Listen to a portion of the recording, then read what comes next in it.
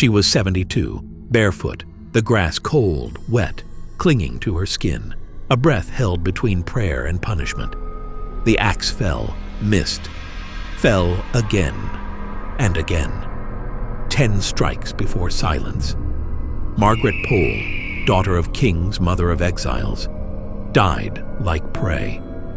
But what truly killed her? Treason, defiance, or memory itself?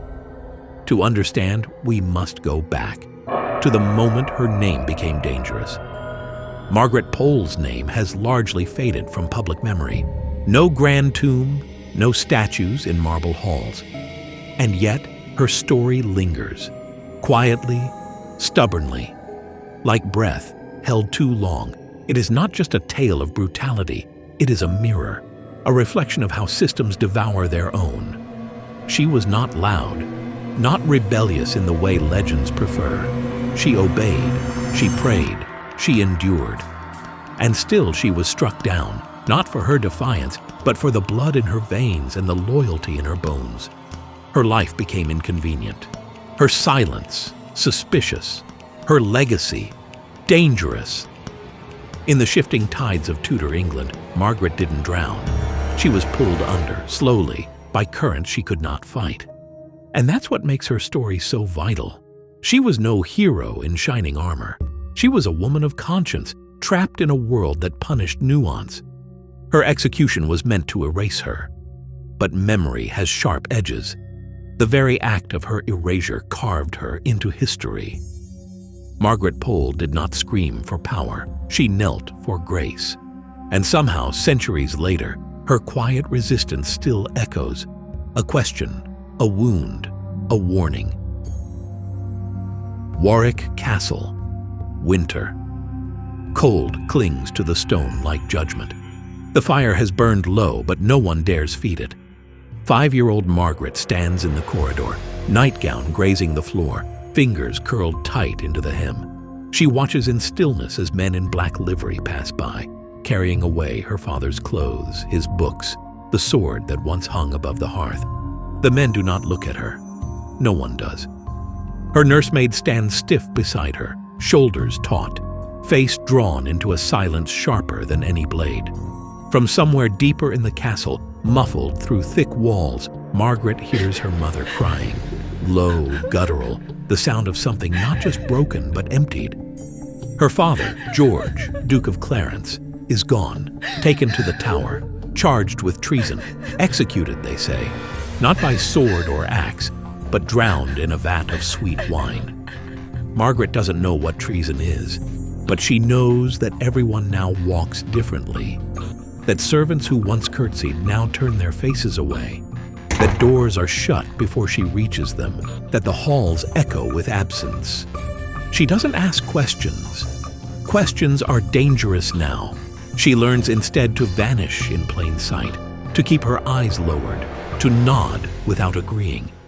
Her father's name, once spoken with awe, is now a whisper, or worse, an absence. Plantagenet.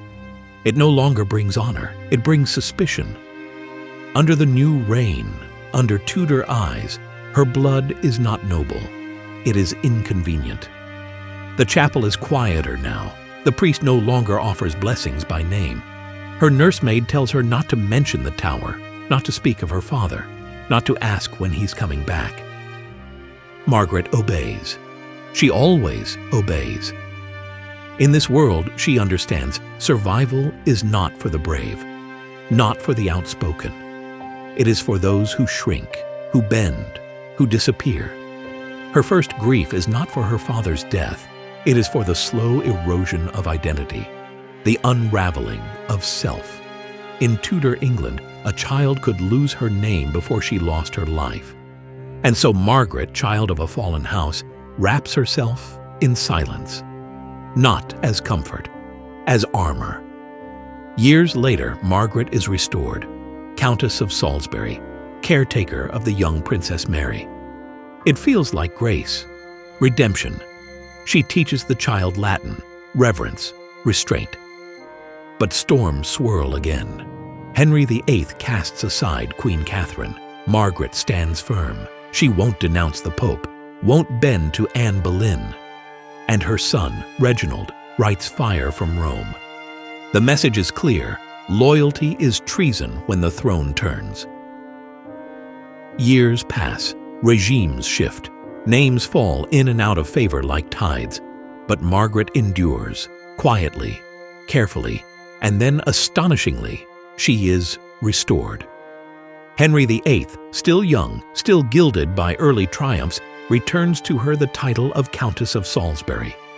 It is more than a title. It is breath returned to lungs long held empty. Her estates are returned. Her name, once buried beneath suspicion, is spoken aloud again. And with it comes a task: the care of his daughter, Princess Mary. It feels like grace. She takes the duty seriously, with reverence, with tenderness. In Mary, Margaret sees more than royal blood. She sees a reflection of herself. A girl born into privilege, shadowed by danger. A child who must learn to live behind the mask of obedience. She teaches her Latin, prayers, the discipline of still hands and careful words. She teaches her silence as survival, dignity as defiance. But the winds begin to shift again. Henry casts aside Queen Catherine, Mary's mother, Margaret's queen. The Pope refuses to grant an annulment. And in the newly splintered court, old loyalties become liabilities. Margaret stands still while the court tilts around her. She will not call Anne Boleyn queen. She will not pretend that vows can be undone by royal whim. She remains faithful to the church, to the old order, to a version of England where oaths still mean something.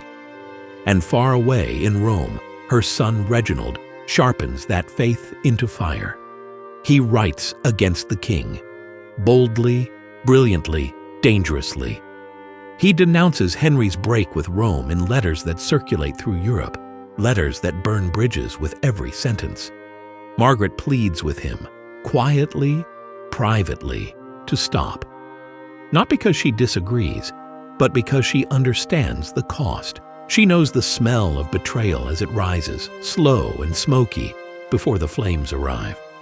But Reginald will not be silenced. And so, without lifting a sword or raising a voice, Margaret becomes dangerous again, not for what she's done, but for who she is, for what she remembers, for what she refuses to erase. In Henry's England, faithfulness is no longer a virtue, it's a challenge. And loyalty to anything older than the king has become a kind of treason.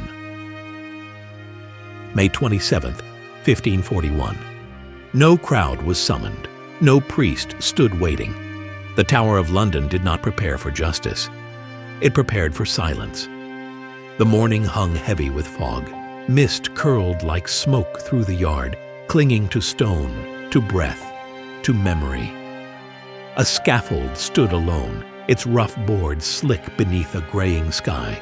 At its side leaned a dull axe, chipped, too small, almost forgotten. The man chosen to wield it was no executioner, just a servant with orders and a trembling hand. Margaret Pole was 72. Her body bowed with age, but her spirit did not yield. She climbed the steps slowly, unaided. No plea left her lips, no prayer. Her eyes did not search for mercy. She refused to kneel. "I am no traitor," she said. The axe rose. The first blow missed completely, slicing only air beside her neck.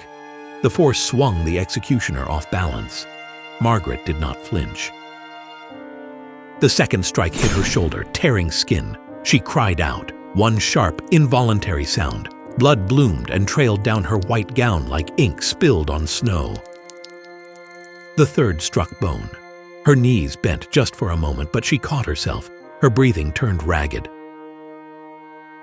The fourth tore across her back. A nearby guard turned away, jaw clenched, lips drawn tight.